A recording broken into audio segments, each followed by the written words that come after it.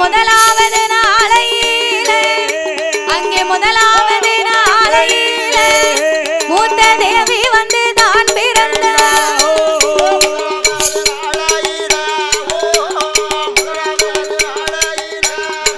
மூத்த தேவி அவள் தான்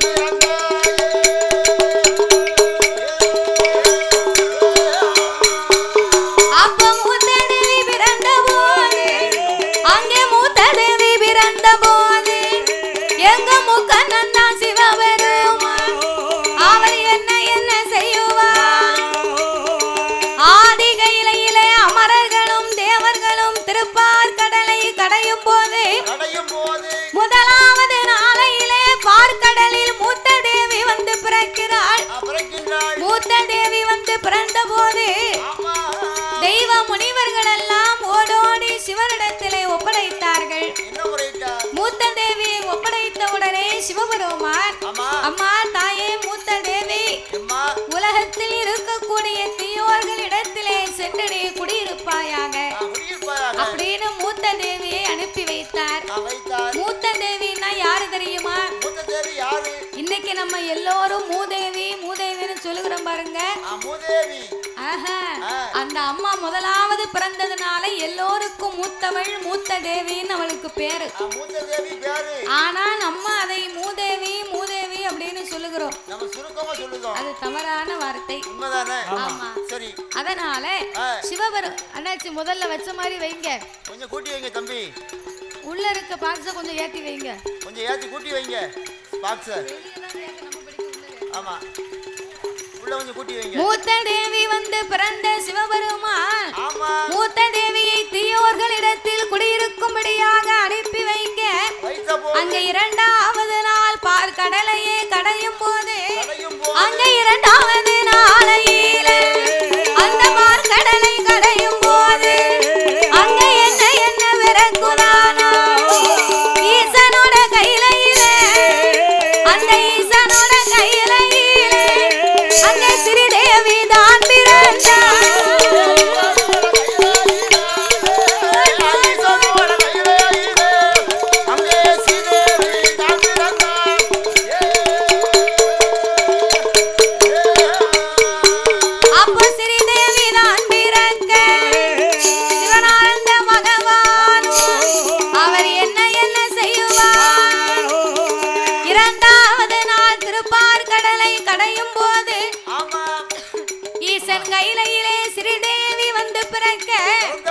அந்த ஸ்ரீதேவியை பிறந்தவுடனே தேவ முனிவர்கள் எல்லாம் சிவனிடத்திலே கொண்டு வந்தார்கள்.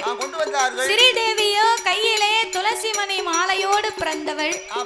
அப்போ சிவபெருமான் இந்த ஸ்ரீதேவியை லட்சுமியை யாரிடத்திலே ஒப்படைக்கலாம் என்று லட்சுமியாகப்பட்டவளை என் பெருமாளாகிய நாராயணன் அவனீத கண்ணனிடத்திலே ஒப்படைத்தார். என் பெருமாளோ ஸ்ரீதேவியாகப்பட்ட அந்த லட்சுமிக்கு தன் மார்போடு அவளுக்கு இடம் கொடுத்து அவள் கொண்டு கையிலே வைத்திருந்த துளசி மாலையை தன் கழுத்திலே அணிந்து ஸ்ரீதேவிக்கு தன் உடலிலே தன் மார்போடு அவளுக்கு இடம் கொடுத்து தன்னோடு வைத்துக் கொண்டாராம். இப்படி மூன்றாவது நாளாகவும் திருப்பார்கடலை கடைய ஆரம்பித்தார்கள். மூன்றாவது நாளையில் திருப்பார்கடலை கடையும் போது மூன்றாவது நாளையிலே பார்க்கடலை கடையும் போது மூலி மதையான பிறகுதையா மதையான பிறந்த போது அங்கே மதையானை பிறந்த போது மறையோனும் ஏது செய்வார்.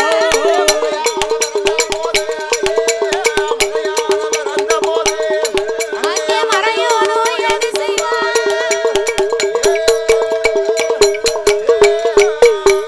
அப்போ மதையானை பிறந்த போது மறையோ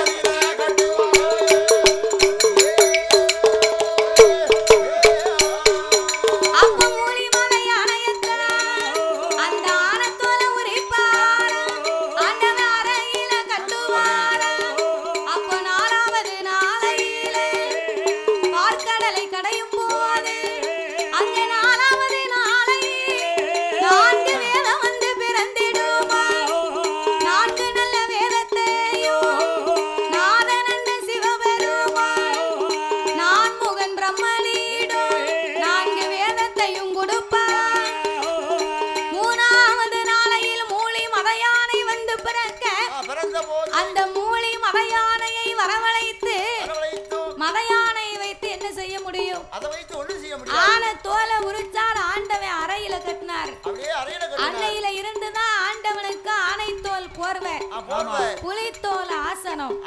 நான்காவது நாளையிலே திருப்பார்கடலில் 4 வேதங்கள் பிறக்க நான்முகன் பிரம்மனிடத்திலே 4 வேதத்தை ஒப்படைத்தார்.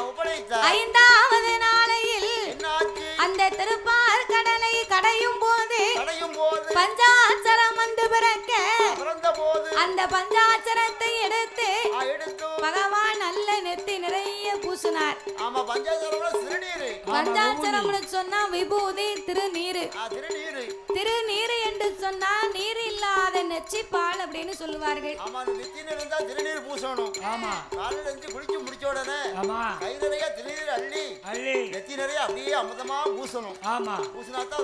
அப்போ 5வது நாளையில் பஞ்சாட்சரம் பிறக்க பஞ்சாட்சரத்தை பகவான் நெற்றியிலே பூசினார். 6வது நாளையில் திருப்பார்கடலை கடையும் போது அங்கே 6வது நாளையிலே பார்கடலை கடையும் போது தெய்வ நல்ல முனிவரெல்லாம் திருப்பார்கடல் கடையுவார. கடைகின்ற வேளையிலே அங்க என்ன என்ன நடக்குதா?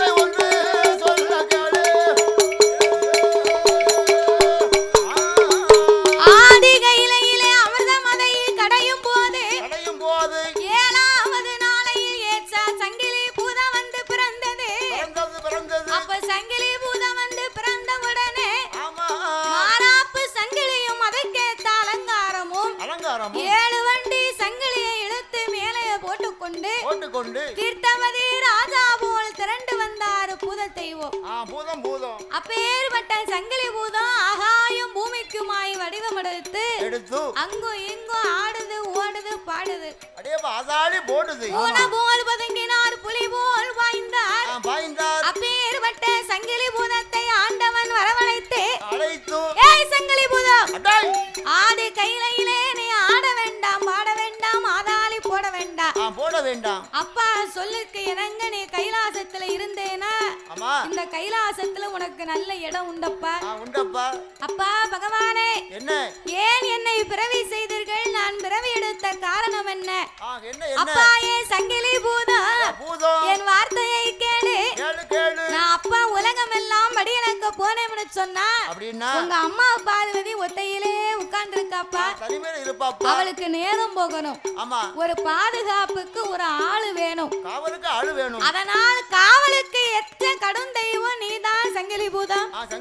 உன் காவலில எந்த சேதமும் வராம இருப்பது உன் பொறுப்பு. கைலாச காவலாக பார்வதி அம்மாளோடு நீ அமர்ந்திருப்பதற்கு உனக்கு இடம் தாரே அப்படின்னு சொன்ன உடனே அப்பா நீங்க சொன்ன வார்த்தைக்கு எந்த வார்த்தையும் நான் பேச மாட்டேன். அம்மா பார்வதிக்கு நானே என்றைக்கும் பாதுகாப்பு. பார்வதிக்கு மட்டுமா இந்த கைலாச காவலே நீங்க இல்லைன்னா அது என் பொறுப்பு தான் அப்படின்னு சங்கிலி பூதத்துக்கு ஆண்டவன் சிவபெருமான் வாக்கு வரங்களை கொடுத்து ஆதி கையிலே அமர வைத்திருந்தார். அப்படி அமர வைத்த போது இந்த அமிர்தத்திலே பிறந்த அழகு பிள்ளை சங்கிலி பூதம் அம்மா பார்வதியோடு எப்படி இருந்து வருகிறார் தெரியுமா? ஆட்டுமண்டி சம்மதித்து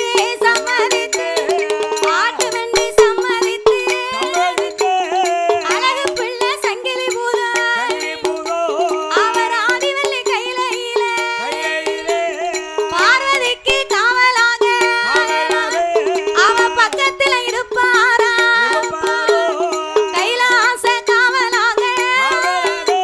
அந்த காவலாக கடவுளா இருந்து வாரா கடவுளோடு இருந்து வாரா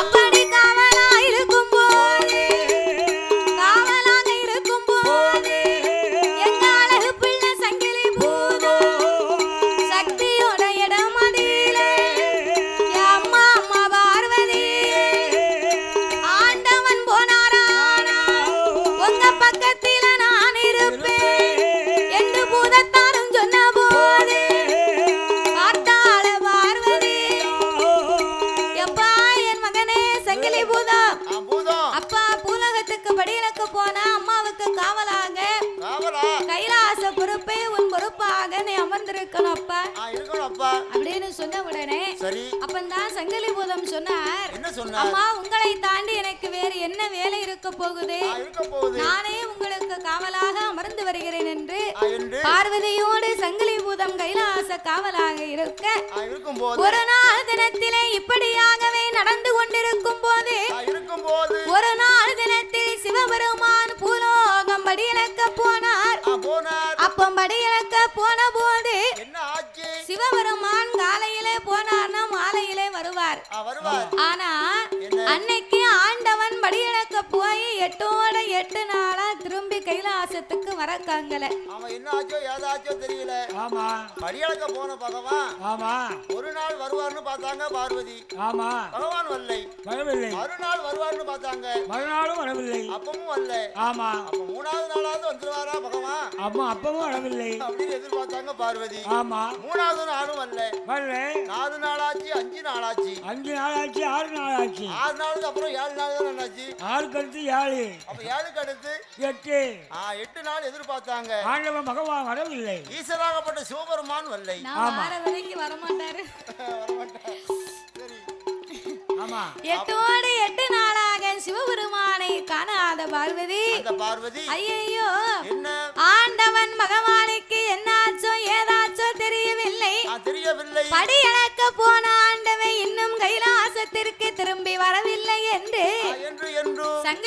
பூதத்தை கூப்பிட்டு எப்பா என் மகனே சங்கிலி பூதா அம்மா உடனே இங்க வா.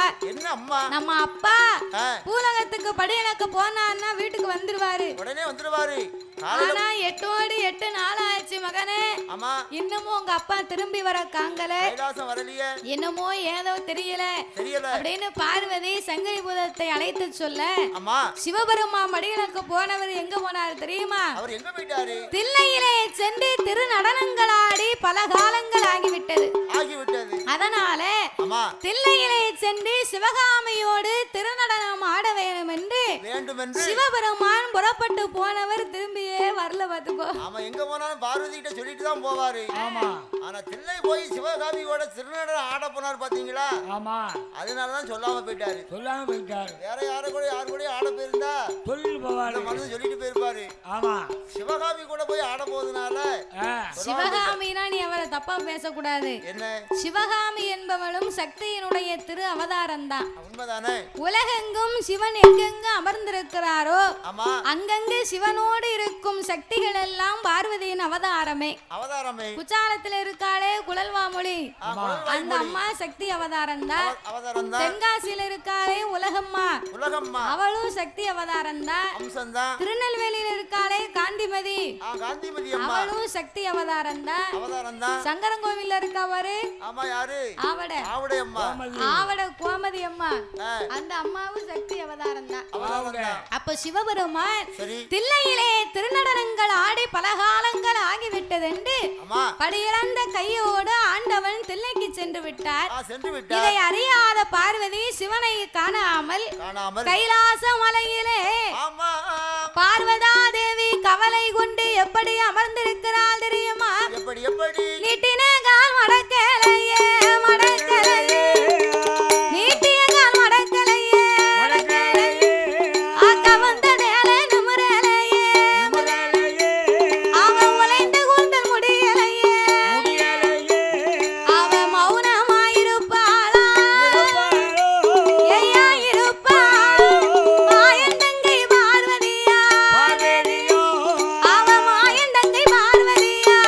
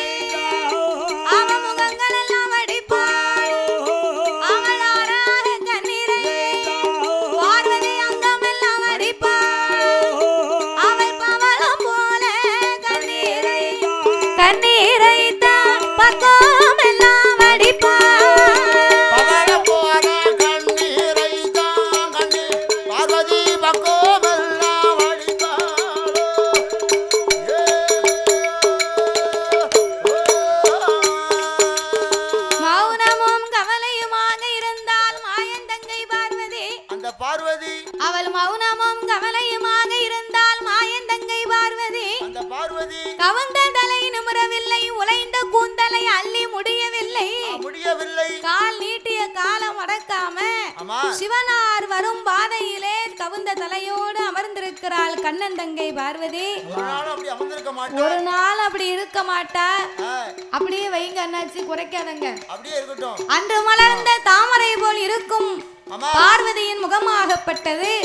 அன்றைக்கு வாடி வதங்கி பார்வதி சிவனை தேடியே கண்ணீரோடு அமர்ந்திருந்தாள். சங்கிலி பூதம் பார்த்தார். அம்மா, ஆண்டவன் வரவில்லை என்றா இப்படி கவலையோடு அமர்ந்திருக்கிறீர்கள்? சிவபெருமான் வரலேன்னு சொல்லியா நீங்க இவ்வளவு கஷ்டப்பட்டு இருக்கீங்க? ஆம் சங்கிலி பூதம், சிவபெருமான் வருவார் வருவார்னு எதிர்பார்த்து இன்றோடு 8 நாளும் கடந்து விட்டதே. இறைவன் போனவர் இன்னும் வீடு திரும்பவில்லை. அதனால் நீ ஒரு உபகாரம் செய்ய வேண்டும். கைலாச காவலாக இருக்கக்கூடிய நீ பூலகத்துக்கு சென்று சிவபெருமான் எங்கிருக்கிறார் என்று கண்டுபிடித்து அவரை கையோடு நீ அழைத்து கொண்டு வானார். அப்ப சங்கிலி பூதன் சொன்னார், அம்மா, அப்பா கைலாசத்திலே காவலாக இருக்கணும்னு சொல்லித்தான் என்ன அமர வச்சுட்டு போனார். உங்களை பாதுகாத்து கொள்ளத்தான் என்னை காவலாக வைத்து விட்டு போனார். அப்படி இருக்கும் போதே கைலாசத்தை விட்டு கடவுள் இல்லா நேரம் நான் எப்படி காவலை தவறி போக முடியும்? ஏய் சங்கிலி பூதம், நான் சொல்லியும் சிவபெருமானை உன்னால் தேடி வர முடியுமா முடியாதா? அம்மா, ஆண்டவன் வராமல் இந்த இடத்தை விட்டு நான் எங்கும் போக மாட்டேன். என் மீது நீங்கள் கோபம் கொண்டாலும் பரவாயில்லை. சிவன் வார்த்தைக்கு மீறி நான் எந்த வார்த்தையும் செய்ய மாட்டேன் அம்மா. அப்படி என்று சங்கிலி பூதன் சொன்ன போது அப்ப பார்வதா தேவி யோசித்து பார்த்தா, இனி இந்த சங்கிலி பூதத்திடத்தில் பேசி எந்த பயனும் கிடையாது. உலகமெல்லாம் சென்று நம்ம இறைவனை நம்மளால் முடிந்த அளவுக்கு தேடி வருவோம். அப்படி என்று இந்த பார்வதி சிவனை எப்படி தேடி வருகிறார்?